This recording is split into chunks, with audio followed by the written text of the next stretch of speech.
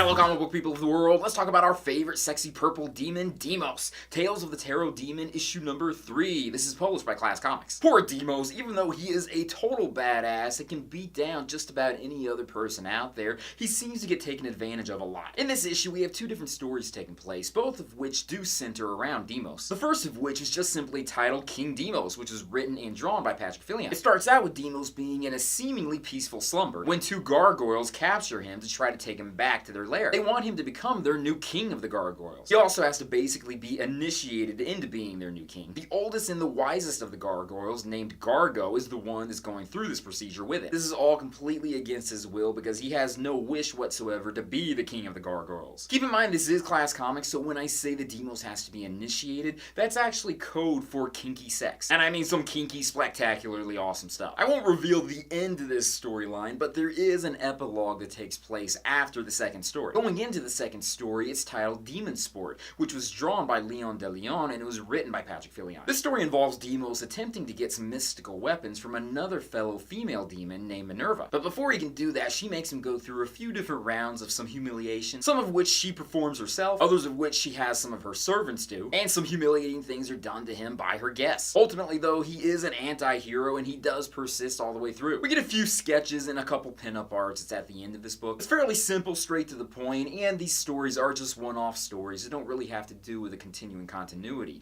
but it's not like it's taken away from any continuity at the same time. I love Deimos. Him and Naked Justice are two of my favorite superheroes that are part of the Class Comics universe, and anytime that I ever see that Patrick Fillion is drawing this character, I'm always excited about it. Leon's artwork is phenomenal in his own right as well, but I do admit that I like the first story better than the second one because of Fillion's style being put in there. That's all I can say about this issue. It is incredibly hot and sexy, and I love Deimos, and I love both of these stories. If you're interested in getting a copy yourself, you want to go to classcomics.com and you can order from there. With that, thank you guys for watching me in this video. If you haven't done it yet, check out my Patreon site, check out my social media sites, my websites, and everything else out there. Peace, love, namaste, and I'll see you guys later. Peace. I'm in love with a hero. Anyone remember the Gargoyles cartoon? I was kind of hoping that Deimos was going to meet up with a Goliath kind of character, and the two of these guys were going to hit it off. That would be so hot.